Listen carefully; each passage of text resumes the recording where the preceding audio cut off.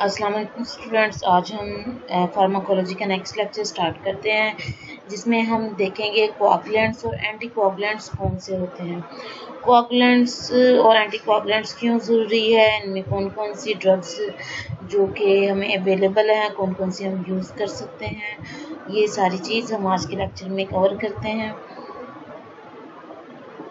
आज का lecture start करते हैं।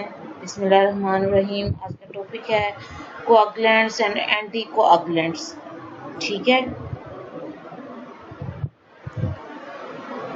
तो सबसे पहले हम देखते हैं कि कोआगुलेशन का जो ड्रग्स हैं वो क्यों ज़रूरी हैं, कोआगुलेंट्स होते क्या हैं बेसिकली। तो हीमोस्टेसिस एक ऐसा प्रोसेस है जिसके अंदर जब ब्लड लॉस हो रहा है, जैसे कोई इंजरी हो जाती है आपके किसी भी बॉडी पार्ट पे, तो फ़ौरन उस जगह पे क्लॉटिंग स्टार्ट हो जाती है। तो उस प्रोसेस में क्या होता है कि ब्लड के जो सेल्स हैं वो आके जमा हो जाते हैं, जिसको हम ब्लड कोआगुलेशन कहते हैं। अब वो उसमें बेसिकली क्या होता है कि ये आपके जो ब्लड का लॉस हो रहा है उस कट पॉइंट पे, इंजर्ड पॉइंट पे, उसको रोकने के लिए जो क्लॉटिंग फैक्टर एक्टिवेट होते हैं, उस प्रोसेस को हम हीमोस्टेसिस बोलते हैं। The process of arrest of blood loss and blood coagulation। हमने फर्स्ट सेमेस्टर में हीमियोस्टेसिस पढ़ा था, ठीक है। होमियोस्टेसिस वो बेसिकली क्या था, आपके इंटरनल एनवायरनमेंट का के अंदर कोई भी चेंज आता है तो उस लिहाज से जो आपकी बॉडी उसको मेंटेन करने के लिए, एक्सटर्नल एनवायरनमेंट जो चेंज आता है उसके लिहाज से आपकी बॉडी इंटरनल एनवायरनमेंट को कैसे वेरी करती है, उस चीज़ को हम होमियोस्टेसिस बोलते थे। अब जो हीमोस्टेसिस पढ़े हैं हम, इसमें ब्लड का बह जाने से रोकने के प्रोसेस को हम हीमोस्टेसिस कहते हैं। अच्छा, तो इसमें होता क्या है बेसिकली कि आपका ब्लड लॉस होने से रुक जाता है। इसके अंदर बहुत से फैक्टर आ जाते हैं, जैसे प्लेटलेट है, कोआगुलेशन फैक्टर है, ये सारे क्या करते हैं एक दूसरे के साथ इंटरेक्ट करके ब्लड को उसी पॉइंट पे वेसल को क्लॉट कर देते हैं। इसमें बहुत सी सीरीज होती हैं, प्रोटेओलाइटिक रिएक्शंस होते हैं, जिसके अंदर तकरीबन 13 को फैक्टर्स होते हैं जो कि एक्टिवेट हो जाते हैं। अब क्लॉटिंग फैक्टर्स जो हैं वो क्या हैं, these are the protein present in plasma in the inactive form. अब ये वो प्रोटीन हैं जो कि प्लाज्मा में इनएक्टिव फॉर्म में प्रेजेंट होते हैं। जैसे कोई इंजरी होगी ये फैक्टर एक्टिवेट हो जाएंगे। On the partial proteolysis, they become active and activate the next factor। जैसे किसी भी बॉडी पार्ट का कोई प्रोटीनेशियस जो एरिया है वो इंजर्ड होगा, तो वहाँ पे उसके रिस्पॉन्स में ये जो फैक्टर है ये एक्टिवेट हो जाएंगे। अब एक एक्टिवेट होगा तो दूसरा वो नेक्स्ट वन को एक्टिवेट करेगा। ये चीज़ हमने फर्स्ट सेमेस्टर में पढ़ी थी। कोआगुलेशन के प्रोसेस के दौरान पूरा डिटेल से हमने चैप्टर किया था, जिसमें हमने क्लॉटिंग फैक्टर्स को देखा था। तो अभी मैं इसका सरसरी सा रिव्यू दे देती हूँ आपको। अच्छा, अब इन जो क्लॉटिंग फैक्टर्स हैं जो 13 होते हैं, इनका कोई भी जो लॉस है या इनके बॉडी में अगर इसकी एक फैक्टर की भी कमी हो तो आगे किसी ना किसी ब्लीडिंग डिसऑर्डर में बात चली जाती है। जैसे ये जो फैक्टर 8 है, इसकी कमी की वजह से पेशेंट को हीमोफीलिया हो जाता है, उसका खून बहना रुक नहीं सकता अगर कोई भी इंजरी हो जाए। तो इसी तरह जैसे ये जो 13 फैक्टर हैं, इनमें से कोई एक कम होगा, जेनेटिकली कम होगा, तो वो फर्दर आपकी कोई भी डिजीज़ के अंदर, डिसऑर्डर के अंदर ले जा सकता है। तो ये 13 फैक्टर हैं जो कि आपके प्लाज्मा के अंदर इनएक्टिव फॉर्म में प्रेजेंट होते हैं। फैक्टर 1 फाइब्रिनोजन ये एक्टिवेट हो जाता है।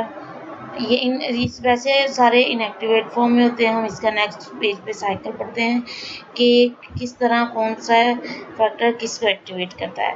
तो factor 1 fibrinogen, factor 2 prothrombin, factor 3 thromboplastin, factor 4 calcium, factor 5 labile factors हैं, फैक्टर 6 उसके कोई रिसर्च में कोई भी इसकी स्टडीज़ के लिहाज से हमें कोई सॉलिड पॉइंट नहीं मिला। फैक्टर 7 इसको स्टेबल फैक्टर बोलते हैं। Factor 8 anti haemophilic factor A, factor 9 anti haemophilic factor B. Factor 10 में क्या होता है कि स्टार पावर फैक्टर होते हैं। फैक्टर 11 में क्या है, एंटी हीमोफिलिक फैक्टर सी होते हैं। फैक्टर 12 में क्या है, हेगमैन फैक्टर प्रेजेंट है। फैक्टर 13 फाइब्रिन स्टेबलाइजिंग फैक्टर के नाम से मौजूद है। अब ये पूरा कैस्केड है कि कैसे एक फैक्टर दूसरे फैक्टर को एक्टिवेट करता है। तो जैसे किसी जगह पे डैमेज होगा, जो फैक्टर 12 है वो फैक्टर ए को एक्टिवेट करेगा, वो आगे फर्दर 12A को एक्टिवेट कर देगा।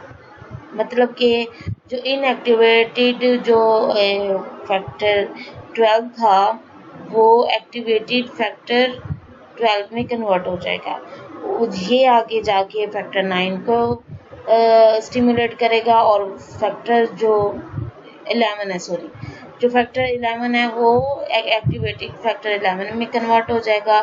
फिर इस तरह 9 एक्टिवेटेड 9 में कन्वर्ट हो जाएगा, 10 एक्टिवेटेड 10 में कन्वर्ट हो जाएगा।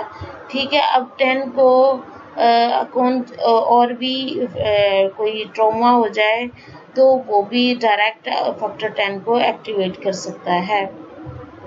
ठीक है, जिसमें 7A में कन्वर्ट होके फैक्टर 10 को एक्टिवेट कर देगा। अब ये ओवरऑल क्या करते हैं कि फैक्टर 2 जो कि इनएक्टिव है, प्रोथ्रोम्बिन को थ्रोम्बिन फैक्टर 2A में कन्वर्ट कर देंगे, एक्टिवेटेड फॉर्म में कन्वर्ट कर देंगे। अब थ्रोम्बिन जो फैक्टर 1 है फाइब्रिनोजन, उसको फाइब्रिन में कन्वर्ट कर देगी, और जो फाइब्रिन है वो जो फैक्टर 13 को एक्टिवेट करके उसके जो फाइबर्स हैं उसको एक दूसरे से क्रॉस करवा के उस जगह पे क्लॉट क्रिएट करवा देगी। तो बेसिकली कोआगुलेशन क्या है कि जब भी किसी जगह पे इंजरी होती है तो उस जगह पे जो ब्लड क्लॉट आ जाता है, ब्लड के लॉस को बचाने के लिए जो ब्लड क्लॉट आता है उसको कोआगुलेशन का प्रोसेस कहते हैं। अब जो ये फैक्टर्स समेत जो इस प्रोसेस को हेल्प करेंगे कोआगुलेंट्स कहलाएंगे। तो ऐसे सब्सटेंसेस जो कोआगुलेशन के प्रोसेस को प्रमोट करेंगे हम उसको कोआगुलेंट्स कहते हैं।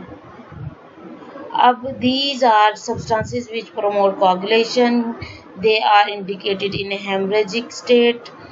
जब भी किसी को कोई ट्रॉमा इंजरी हो जाए या एक्सीडेंट हो जाए, खून बह रहा हो, तो हम कोआगुलेंट्स उसको देते हैं ताकि उसका ब्लड लॉस से बच जाए। Fresh whole blood or plasma provide all the factor needed for the coagulation are the best therapy. तो वैसे तो फौरन ब्लड, अगर किसी का ब्लड लॉस हो रहा है तो फौरन उसका ब्लड डोनेट किया जाता है, क्योंकि ब्लड के अंदर सारे कोआगुलेशन फैक्टर मौजूद हैं। और इसको अगर हमने ब्लड नहीं मौजूद तो कुछ दूसरे फैक्टर्स हैं, जैसे कि विटामिन के है, फाइब्रिनोजन है, एंटी हीमोफिलिक फैक्टर और एथेमसाइलेट हम उसको देते हैं एज ए एक्सटर्नल फैक्टर। तो विटामिन के अंदर भी फर्दर 3 किस्म के विटामिन के है, विटामिन के 1, 2 और 3। विटामिन के को 1 को हमने प्लांट से लिया है, के 2 को हमने बैक्टीरिया से लिया है और के 3 को हम लैब में सिंथेसाइज करते हैं। तो उसके अंदर भी कुछ फैट सोलेबल हैं, कुछ वाटर सोलेबल हैं। विटामिन के 1 जिसमें फाइटोनाडियोन है, विटामिन के 2 में मेनाकोइनिन है जिसको हमने बैक्टीरिया से एक्सट्रैक्ट किया है। विटामिन के 3 सिंथेटिक है जिसमें फैट सोलेबल है, जिसमें मेनाडियोन प्रेजेंट है, एक इसकी एग्जांपल है। वाटर सोलेबल में मेनाडियोन, सोडियम बाइसल्फाइड मिनाडेओन, सोडियम डाइफॉस्फेट, ये सारी विटामिन के 3 के सिंथेटिक फाइबर्स हैं, सिंथेटिक कोआगुलेंट्स हैं। अब विटामिन के बारे में इन्होंने इधर डिटेल बताई है कि जो मैंने अभी पीछे टेबल में बता दी, K1 को हम प्लांट से लेते हैं, जिसको हम फाइटोनाडियोन में फाइलोक्विनिन के सूरत में हम परचेज कर सकते हैं। K3 सिंथेटिक है, जो फैट सोल्यूबल होते हैं, जिसमें मीनाडेओन, एसिटामिनोफेथोन्स हैं। वाटर सोल्यूबल में मीनाडायोन सोडियम बाइसल्फेट और मीनाडायोन सोडियम डाइफॉस्फेट प्रेजेंट है। अब कुछ दूसरी ड्रग्स हैं जो कि मिसलेनियस है, अदर देन जो हम सिंथेटिक और पोटेशियम के हम यूज़ करते हैं, उसमें फाइब्रिनोजन आता है, एंटी हीमोफिलिक फैक्टर्स हैं, डिजोमोरप्रेसिन है, एड्रीनोक्रोम मोनोसेमिकार्बाजोन्स हैं, ल्यूटिन है, इथामसाइलेट है। अब इसको वन बाय वन हम स्टडी करेंगे। तो सबसे पहले विटामिन के, ये फैट सोल्यूबल होते हैं। ये जितने भी क्लोटिंग फैक्टर हमें हमारी बॉडी के अंदर प्रेजेंट है, हमारे प्लाज्मा के अंदर प्रेजेंट है, उन सब की सिंथेसिस के लिए विटामिन के बहुत ज़रूरी है। तो समझे, ये जो विटामिन के जब हम प्रोवाइड करते हैं तो सारे जो क्लोटिंग फैक्टर है उसकी प्रोडक्शन इंक्रीज हो जाती है। तो आगे इधर एक एग्जांपल दी हुई है कि जब एक साइंटिस्ट ब्लीडिंग डिसऑर्डर को स्टडी कर रहा था, डैम साइंटिस्ट था वो, उसने जब एक जो मुर्गी थी उसके ऊपर टेस्ट किया तो उसने देखा कि जो प्रोथ्रोम्बिन डेफिशिएंसी के जो चिकन है उसके अंदर ये जो ड्रग है, जो विटामिन के है, ये बहुत हेल्पफुल है क्लोटिंग प्रोसेस के लिए। तो इसलिए उसने इसको कोआगुलेशन विटामिन के नाम से बताया और उसने कहा ये बड़ा हेल्पफुल है क्लोटिंग के लिए। फिर उसके बाद जो विटामिन K1 था, ये 1939 में 1939 में अल्फा ग्रास से एक्सट्रैक्ट किया, तो उसको विटामिन K1 के नाम से इंट्रोड्यूस कराया गया। उसके अलावा सी फिश सार्डाइन के अंदर जो हमें विटामिन मिला उसको विटामिन K2 बोला गया था। उसके बाद सिंथेटिकली जब हमने विटामिन के प्रोड्यूस किया उसको विटामिन K3 के नाम से इंट्रोड्यूस करवाया गया मार्केट में। अब उसकी बेसिक कुछ केमिस्ट्री बताई है विटामिन के लिहाज से कि उसका क्या फार्मूला है। तो उसके अंदर नेप्थोक्विनिन होता है बेसिकली। ये इस तरह एक डबल चेन स्ट्रक्चर होता है हेक्सागोनल, जिसके अंदर 3 साइड चेन के ऊपर एक हाइड्रोक्सल ग्रुप, एक मीथेन ग्रुप और एक साइड चेन होती है। अब ये जो साइड चेन है ये प्रेजेंट हो भी सकती है और नहीं भी हो सकती। ये हमारी डाइट के लिहाज से जितने भी ग्रीन वेजिटेबल हैं, कैबेज होगी, स्पेनिश होगी, लिवर जो मीट के लिहाज से बात करें, चीज़ के लिहाज से बात करें, तो ये सारी उसमें विटामिन के प्रेजेंट होता है। अगर हम रूटीन डेली एडमिनिस्ट्रेशन के लिहाज से बात करें, RDA के हम इसको डेली कितना हम इनटेक कर सकते हैं, तो इसकी कोई प्रॉपर अमाउंट नहीं है, क्योंकि और जो हमारी बॉडी की डेली रिक्वायरमेंट है उसकी लिहाज से ये 50 से 100 माइक्रोन पर डे की एस्टिमेशन दी गई है। अब विटामिन के हमने देखा था कि ये बहुत से जो क्लोटिंग फैक्टर है उसको बनाने में हेल्पफुल है। और वो कौन से फैक्टर हैं? बेसिकली फैक्टर 2, 7, 9 और 10 के प्रोसेसिंग के दौरान, इसकी फॉर्मेशन के दौरान विटामिन के बहुत ज़रूरी है। अब इधर गैमा कार्बोक्सिलेशन की बात की है। जो vitamin K carboxyl group of vitamin K is attached to gamma position of glutamate residue of these protein. अब ये जितने भी बेसिकली प्रोटीन्स हैं, बाज़ क्या होता है कि इन जो प्रोटीन्स के साथ जो विटामिन के का कार्बोक्सिल ग्रुप है वो अटैच हो जाता है, और इन सारी प्रोटीन्स के साथ जो विटामिन के का कार्बोक्सिल ग्रुप है वो अटैच हो जाता है, ठीक है, और वो जो प्रोटीन बनाएगा वो ग्लूटामेट के रेजिड्यू की फॉर्म में प्रेजेंट होगी। This potentiate them to bind calcium to get bound to phospholipid surface.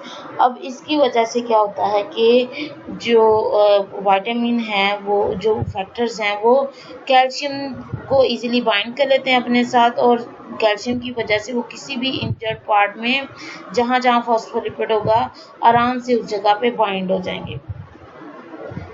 अब इधर ये विटामिन के का साइकिल बताया हुआ है कि जैसे ही कोई कोआगुलेशन फैक्टर के साथ कोई भी ये जो फैक्टर है 2, 7, 9, 10 इसके साथ कार्बोक्सिल ग्रुप विटामिन के का अटैच होगा तो वो एक्टिव फॉर्म में आ जाएगी। जैसे ही वो एक्टिव फॉर्म में आएगी तो विटामिन के एपेक्साइड बना देगी, विटामिन के से वो फिर विटामिन के में कन्वर्ट हो जाएगा, ठीक है।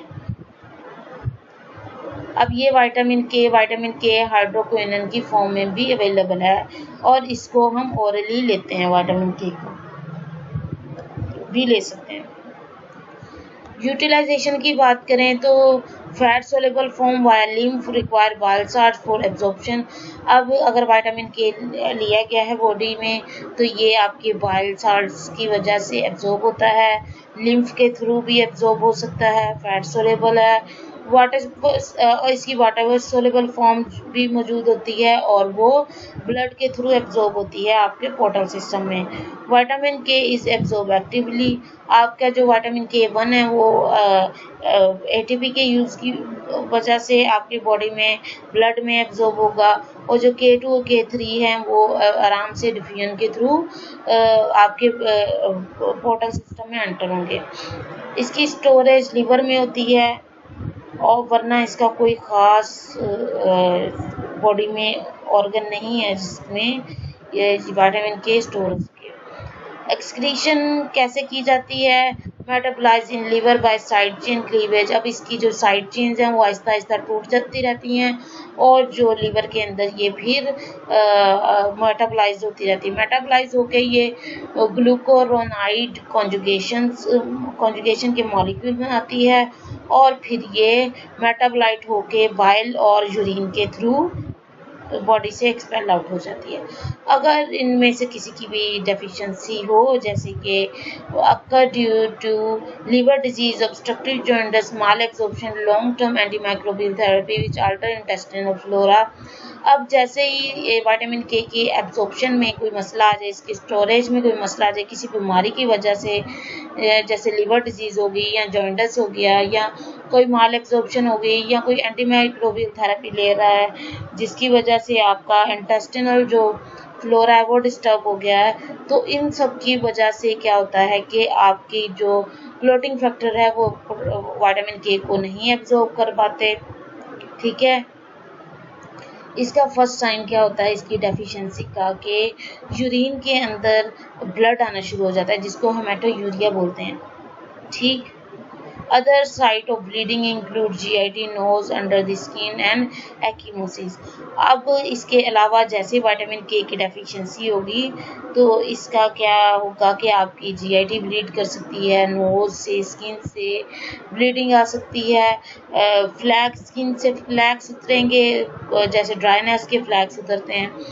तो ये सारा क्यों हो रहा है? क्योंकि क्लोटिंग फैक्टर मौजूद नहीं है, इजीली ब्लड जैसी कोई कैपिलरी रप्चर होगी ब्लड फ्लो होना शुरू हो जाएगा। उसको रोकने के लिए कोई भी फैक्टर को सिंथेसाइज करने के लिए विटामिन के है उसकी डेफिशिएंसी हो चुकी है। अब इसके यूजेस किस तरह हैं? डाइटरी डेफिशिएंसी को हम कवर अप करने के लिए विटामिन के लेते हैं, बच्चों में हो सकता है ये, इसको हम ओरली और पारेंटली 5 से 10 mg देते हैं। इसके अलावा प्रोलोंग एंटीमाइक्रोबियल थेरेपी अगर हो रही हो तो भी जो 5 से 10 mg पर डे की डोज दी जाती है ताकि ये जो विटामिन के की डेफिशिएंसी ना हो सके। अगर किसी को ऑब्स्ट्रक्टिव जॉन्डिस है, माल एब्जॉर्प्शन की डिजीज़ है जिसकी वजह से विटामिन के एब्जॉर्ब नहीं हो पा रहा बॉडी के अंदर, तो तब भी हम 10 mg पर डे के लिहाज से इंट्रामस्कुलर इंजेक्शन भी देते हैं, ओरली भी देते हैं ताकि ये क्लोटिंग फैक्टर के जो सिंथेसिस है उसमें कोई मसला ना है। अब लिवर डिजीज जैसे सिरोसिस, वायरल हेपेटाइटिस, तो ये क्या करते हैं कि ये आपके हेपेटोसेलुलस को, हेपेटिक सेल को डैमेज कर देते हैं, जिसकी वजह से आपका जो विटामिन के है वो लिवर के अंदर एब्जॉर्ब नहीं हो पाता।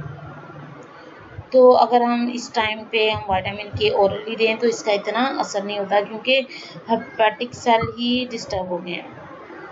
Newborn, all newborn have low level of clotting factor. जितने भी बच्चे पैदा होते हैं उनके पास क्लोटिंग फैक्टर कम होता है, तो इसलिए उनको डेली डोज के लिहाज से विटामिन के 1 mg दिया जाता है, जिसके अंदर हम एमिनाडायोन को हम यूज़ नहीं कर सकते न्यूबॉर्न के लिए।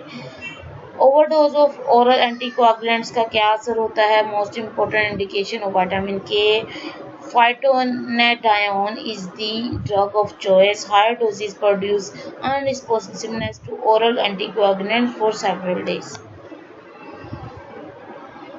अब टॉक्सिसिटी की बात करें तो इसकी वजह से अगर ओवरडोज हो जाए तो हम जो पेशेंट को सांस आने में मसला है, चेस्ट कंस्ट्रिक्शन हो जाती है, ब्रोंको कंस्ट्रिक्शन हो जाती है, बीपी डाउन हो जाता है, टेम्परेचर चेंज होने की वजह से फ्लशिंग हो सकती है पेशेंट को, तो डेथ कम ही होती है पेशेंट की, पर ये के ब्रीदिंग डिसऑर्डर्स का ज़्यादा इशू हो सकता है।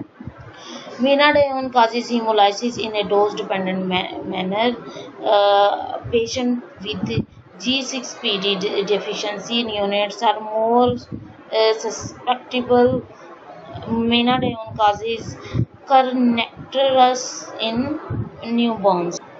अब ये जो G6PD डेफिशिएंसी है, ये बेसिकली होता क्या है कि इसमें ग्लूकोज 6 फॉस्फेट डिहाइड्रोजिनेज जो है उस एंजाइम की कमी आ जाती है। ये मोस्टली मेल में डिजीज़ होती है। अब ये जो डिजीज़ है इसकी वजह से ये जो एंजाइम है ग्लूकोज 6 फॉस्फेट डिहाइड्रोजिनेज, ये क्या करता है कि ये आपके रेड ब्लड सेल की फॉर्मेशन में हेल्पफुल है, इसको प्रोटेक्ट करता है आपके ब्लड के सेल्स को, प्लेटलेट्स को। तो इसकी डेफिशिएंसी में हम पेशेंट को मीनाडायोन देते हैं। जो अगर ये मीनाडायोन ज़्यादा अमाउंट में दी जाए तो उसकी वजह से पेशेंट के अंदर हीमोलाइसिस का प्रोसेस भी हो सकता है। जो ब्लड सेल्स हैं वो लाइसिस हो जाएंगी, उनकी डिवीजन हो जाएगी, ख़त्म हो जाएंगे।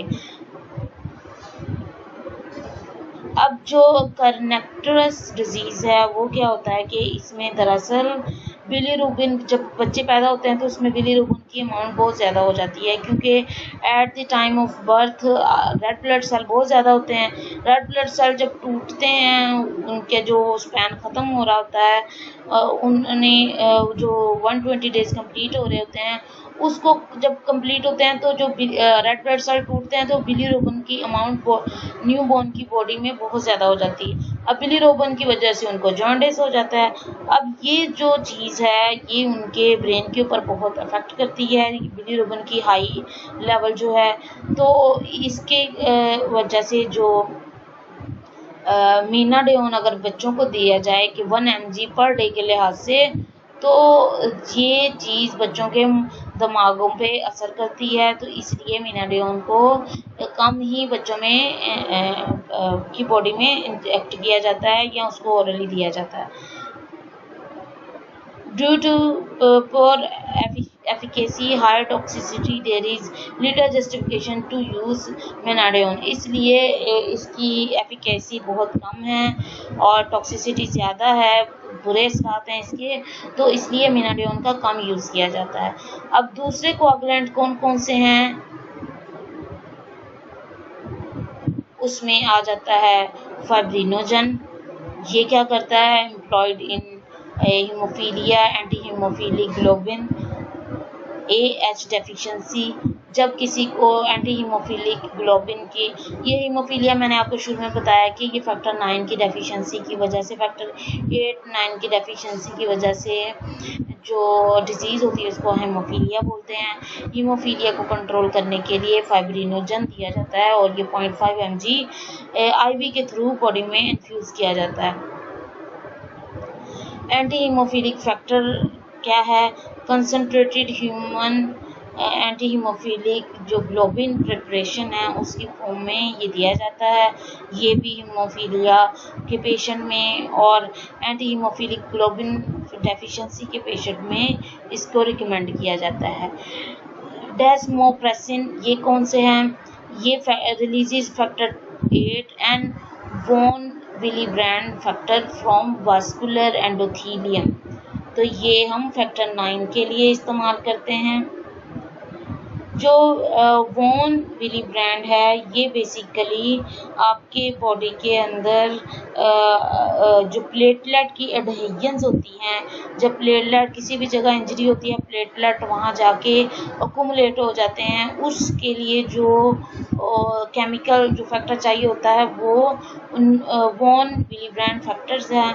अगर ये दोनों फैक्टर प्रेजेंट होंगे तो वहाँ पे क्लॉटिंग का प्रोसेस आराम से होगा।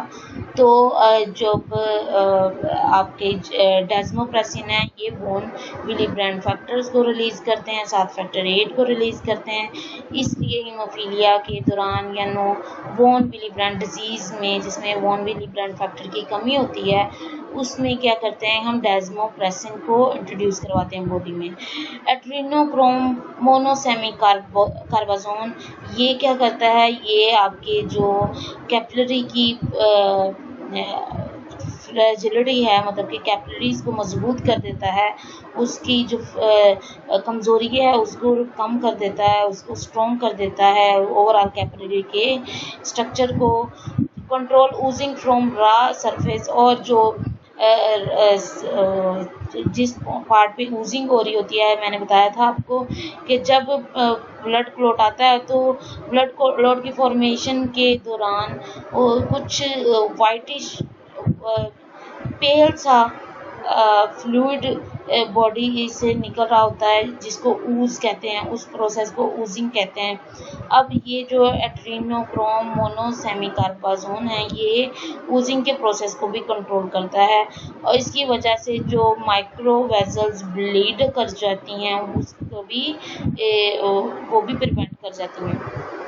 अब इसकी एफिकेसी इतनी कंफर्म नहीं है तो इसकी डोज 1 से 5 mg ओरल दी जाती है। ल्यूटिन क्या है? ये प्लांट ग्लाइकोसाइड है, इसकी वजह से कैपिलरी की ब्लीडिंग रुक जाती है। इसको हम विटामिन सी के साथ देते हैं। इसको हम इसकी डोज 60 mg दिन में 2 दफ़ा हम देते हैं इसको। इसकी भी एफिकेसी इतनी कंफर्म नहीं है।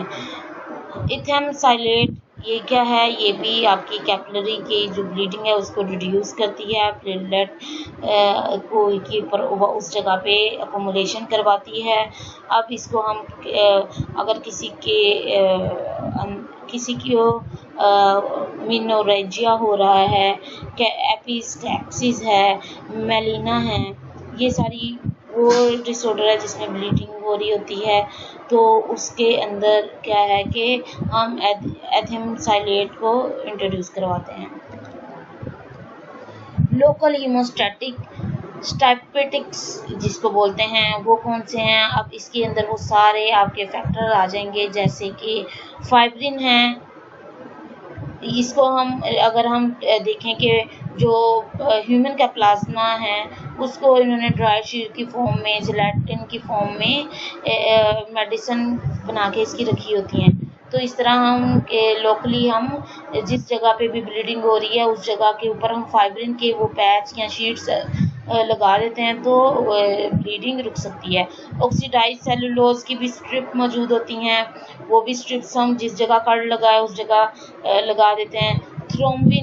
थ्रोम्बिन के भी इस तरह ड्राइड पाउडर की फॉर्म में, फ्रेश सोल्यूशन की फॉर्म में प्रेजेंट होती हैं तो उसको भी हम इंजर्ड पार्ट पे लगा सकते हैं। कुछ वैसोकंस्ट्रिक्टर जैसे एड्रेनालिन है, उसको भी जो हमारे पास कॉटन गाजेज होते हैं उसके अंदर सॉक करके हम किसी भी इंजर्ड पार्ट के ऊपर ब्लीडिंग रोकने के लिए यूज़ कर सकते हैं।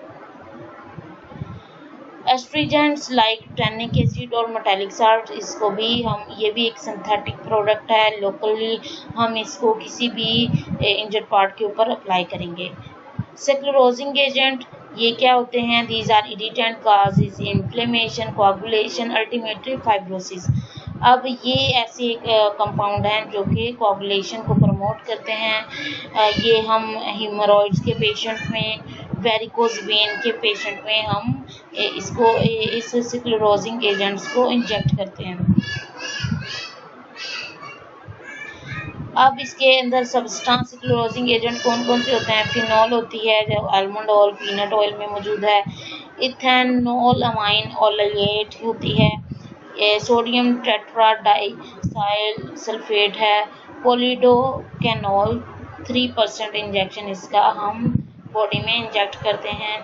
किन किन की सूरत में? जिनको हेमोरॉइड्स हो जाएं, जिनको वेरिकोज वेन हो जाए, वेन इनकी स्वेलअप कर जाती हैं, बस्ट कर जाती हैं, तो ऐसी कंडीशन में हम उनको स्क्लेरोजिंग एजेंट देते हैं। अब बात करते हैं, अब पहले हम पढ़े थे कोआगुलेंट्स की, वो जो आपकी ब्लीडिंग को इंक्रीज कर रहे हैं।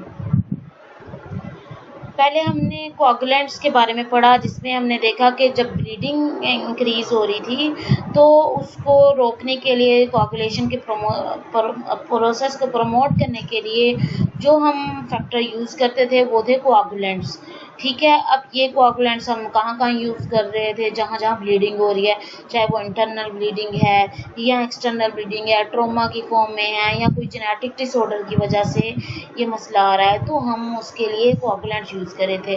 अब एंटी कोआगुलेंट्स हम कब यूज़ करते हैं? एंटी कोआगुलेंट्स क्या होंगे? वो जो ब्लीडिंग को प्रमोट करेंगे, ठीक है, जो ब्लीडिंग नहीं होने देंगे, जो ब्लीडिंग को मतलब ब्लीडिंग होने देंगे। कोआगुलेंट्स वो होते हैं जो ब्लीडिंग नहीं होने देते, और एंटी कोआगुलेंट्स वो हैं जो ब्लीडिंग के प्रोसेस को इंक्रीज करेंगे। तो ये एंटी कोआगुलेंट्स, इसका क्या मतलब है कि ये क्लॉट को बनने नहीं देंगे। क्लॉट अक्सर कुछ बॉडी की डिजीज ऐसी होती हैं जहाँ क्लॉट, वेसल के अंदर क्लॉट फॉर्मेशन हो जाती है। वो क्लॉट क्या करता है कि किसी भी स्पेसिफिक पार्ट तक, जैसे हार्ट की कोरोनरी आर्टरी में क्लॉटिंग हो गई है, तो वो जो क्लॉटिंग कोरोनरी आर्टरी में होगी है, वो क्लॉट क्या करेगा? हार्ट को ब्लड सप्लाई से रोकेगा।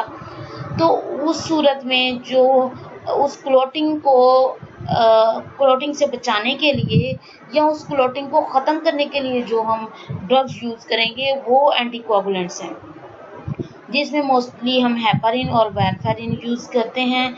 ये जो आपकी वेन्स है, ब्लड के वेजल्स हैं, उसके अंदर थ्रोम्बोसिस के बचाती है, एम्बोलिज्म से बचाती है। तो जब क्लॉट एक जगह से दूसरी जगह मूव कर जाए, उस प्रोसेस को एम्बोलिज्म बोलते हैं। तो वो एम्बुलेंस बहुत डेंजरस होता है, वो किसी भी आपके मेजर ऑर्गन तक मूव करके आपको किसी सीरियस डिसऑर्डर में मुब्तला कर सकता है। तो डीप वेन थ्रोम्बोसिस में, पोस्ट ऑपरेटिव थ्रोम्बोसिस को बचाने के लिए, एट्रियल फिब्रिलेशन को बचाने के लिए, और जो आर्टिफिशियल हार्ट के वाल्व्स हैं उसकी वर्किंग को नॉर्मल करने के लिए हम एंटीकोआगुलेंट्स यूज़ करते हैं। अब इसका जो एडवर्स इफेक्ट है एंटीकोआगुलेंट्स का, वो हेमरेज है कि ब्लीडिंग ज़्यादा हो जाती है। एंटीकोआगुलेंट्स दो किस्म के होते हैं, कुछ हम इन विवो यूज़ करते हैं बॉडी के अंदर, कुछ हम इन विट्रो यूज़ करते हैं। जो हम इन विवो यूज़ करेंगे वो पारेंटल हैं और ओरल हैं।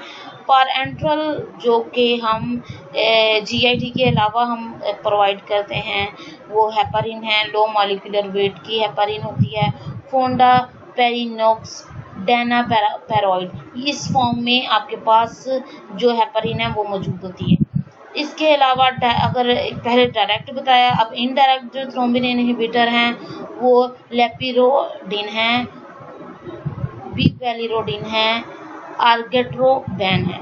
अब ओरल एंटीकोआगुलेंट्स की बात करें तो क्यूमारिन डेरिवेटिव्स हैं, इंडियन डेरिवेटिव्स हैं, direct factor 10A activated inhibitor हैं, ओरल डायरेक्ट थ्रोम्बिन इनहिबिटर हैं। अब उनके साथ साथ उनके नेम बताए हुए हैं। अब जो इन विट्रो भी हम हेपारिन यूज़ करते हैं, उसमें हम 150 यूनिट हम इसके यूज़ करते हैं ताकि clotting to prevent clotting of 100 ml of blood. तो ब्लड की क्लोटिंग को रोकने के लिए ये सारे वो फैक्टर हैं जो हम लैब्स में यूज़ करते हैं क्लोटिंग को बचाने के लिए। अब ये जो लैब्स में यूज़ करते हैं इसके अंदर कैल्शियम कम्प्लेक्सिंग एजेंट्स हैं, सोडियम सिट्रेट, सोडियम ऑक्सैलेट और सोडियम एडिटेट। अब ये सारे जो हम लैब्स में यूज़ करते हैं ये क्या हैं, वो कोआगुलेंट जो आपके ब्लड टेस्टिंग के दौरान ब्लड को जमने से रोकते हैं। ठीक है, अब हम बात करते हैं इन विवो की कि जो बॉडी के अंदर शॉर्ट एक्टिंग हेपारिन है उसके इंजेक्शन दिए जाते हैं। ये एंटीकोआगुलेंट होती है। ये क्या करती है, अब इसके इफेक्ट को लाजमी बनाने के लिए एंटीथ्रोम्बिन 3 की ज़रूरत होती है इसके लिए। तो इसको एंटीथ्रोम्बिन के साथ मिला के भी कॉम्बिनेशन में दिया जाता है। Heparin increase the rate of complex formation 1000-fold causing the almost instantaneous inactivation of thrombin. अब ये हेपारिन क्या करती है, थ्रोम्बिन को इनएक्टिवेट कर देती है। The heparin anti thrombin 3 complex also inhibit factor 10A and some other factors.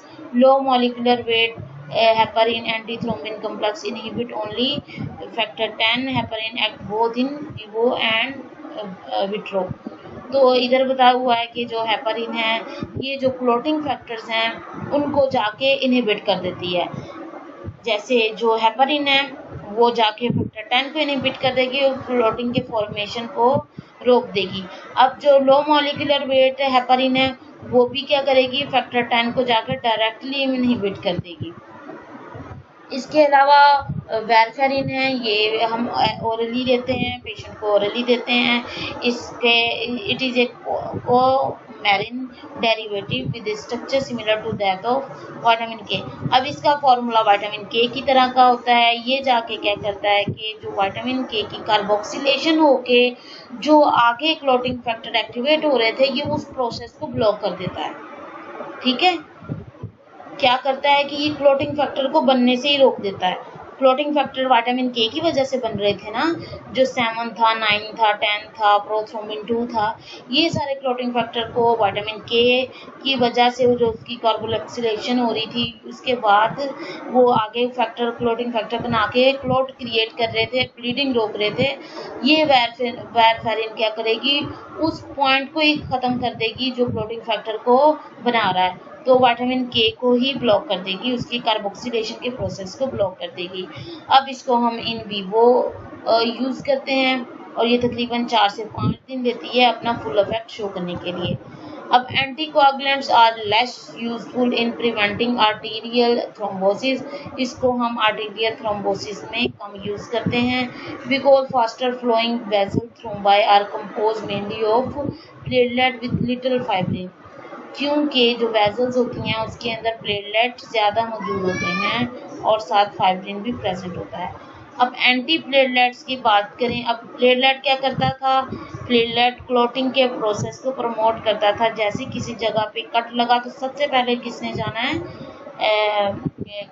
Platelet ने वहाँ जाके अकोमोलेशन करते जाना है, एग्रीगेशन होती जाती है प्लेटलेट की। तो सबसे पहले जब हमने थ्रोम्बोसिस हमने एंटीकोआगुलेंट की बात करनी है तो एंटी प्लेटलेट वो होंगे जो प्लेटलेट को वहाँ पे एग्रीगेट होने से रोकेंगे। तो एंटी प्लेटलेट्स ने क्या करना है, वहाँ प्लेटलेट की एग्रीगेशन नहीं होने देनी, आर्टीरियल थ्रोम्बोसिस करवाता है वहाँ पे। In arthromatous arteries, the plaque mostly like to rupture causes a large lipid-rich core covered by a thin fibrous cap. Rupture of cap exposes subendothelial collagen that activate platelet and causes aggregation. अब ये क्या करता है, normally क्या होता है कि जैसे कोई आर्टरी रप्चर होती है तो जो आर्टरी की इनर लाइनिंग का जो फाइब्रस पार्ट है वो जैसे ही बॉडी में एक्सपोज होता है, ब्लड को एक्सपोज होता है, तो फौरन वहाँ पे प्लेटलेट अकोमुलेट हो जाते हैं और वहाँ एग्रीगेशन का फिनोमेना स्टार्ट हो जाता है। This release thromboxane, A2 adenosine phosphate and 5 hydroxo tripetamine, which promote further platelet aggregation, vasoconstriction and activation of clotting cascade.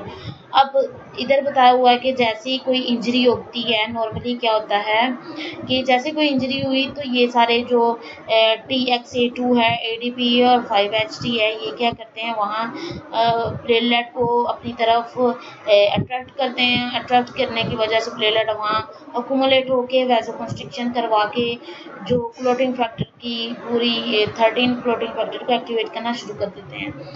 अब जो एंटी प्लेटलेट ड्रग है वो क्या करती है, जिसकी एग्जांपल में एस्पिरिन उन्होंने बताया है, वो इस ओवरऑल फिनोमेना को स्लो कर देती है और इसका जो प्रोसेस है क्लोटिंग का उसको रोक देती है। तो ये मोस्टली जो एस्पिरिन है ये जो कार्डियक पेशेंट होते हैं जिसके अंदर क्लोटिंग के चांसेस की वजह से हार्ट फेलियर का या हार्ट मायोकार्डियल इन्फेक्शन का या इस्कीमिक अटैक्स का खतरा होता है स्ट्रोक के पेशेंट में, तो उन सबको बचाने के लिए हम एंटीप्लेटलेट्स ड्रग देते हैं। फाइब्रिनोलाइटिक ये इंट्रावीनसली वीनस के तौर पे दी जाती है, आईवी इंजेक्शन में दी जाती है। ये क्या करते हैं कि इसके अंदर प्रोटियोलाइटिक एंजाइम होता है जो जाके मौजूद थ्रोम्बाई है जो क्लोट है उसको जाके तोड़ता है।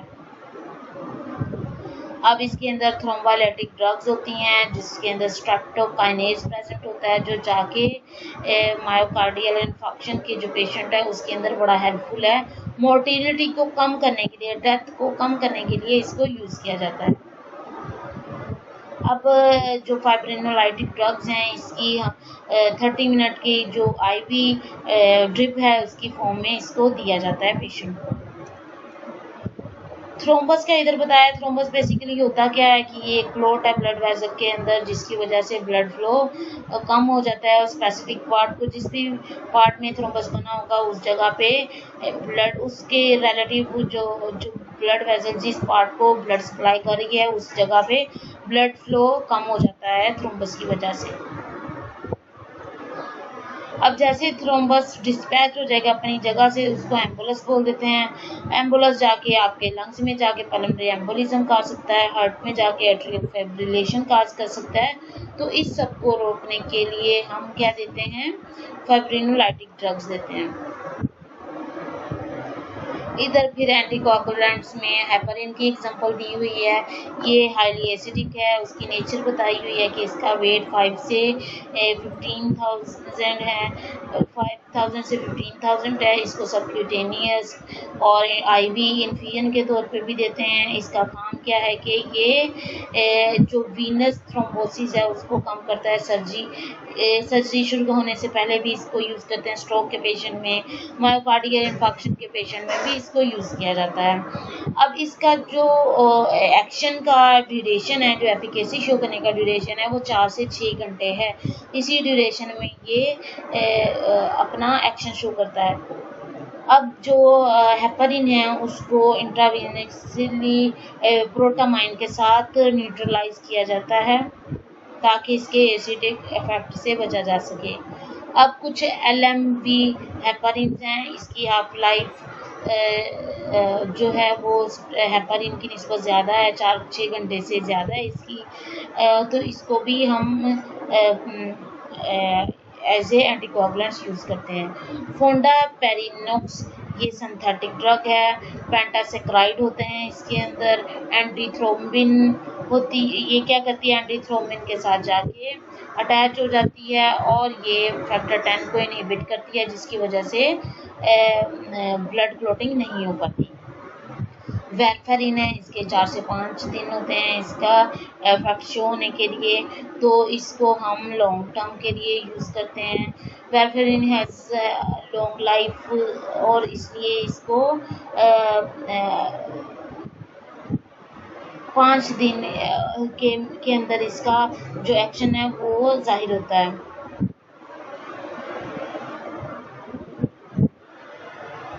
वेरफेरिन लिवर के अंदर जाके मेटाबोलाइज होती है, ठीक है। Drug that induce hepatic microsomal enzyme, और वो ड्रग जो लिवर को जाके इफेक्ट करती हैं, जैसे बारबिचुरेट्स हैं, कार्बामाजेपिन हैं, जो कि लिवर को इफेक्ट करती हैं, और उसके साथ इन जो ड्रग्स है उसका एक्शन प्रॉपरली नहीं शो हो पाता। अब डेबिगेट्रिन है, ये कौन सी ड्रग है? ये भी थ्रोम्बिन इनहिबिटर है, ये आपके थ्रोम्बिन फॉर्मेशन नहीं होने देती। तो इधर ओवरऑल एक ओवरव्यू बताया है जिसके अंदर एंटीकोगुलेंट्स के नाम बताए हैं सारे। विटामिन के है, वेरफेरिन है, एक्से इनहिबिटर है, रिवरो ऑक्सीबिन है, थ्रोम्बिन इनहिबिटर है, डेबिगेट्रिन है।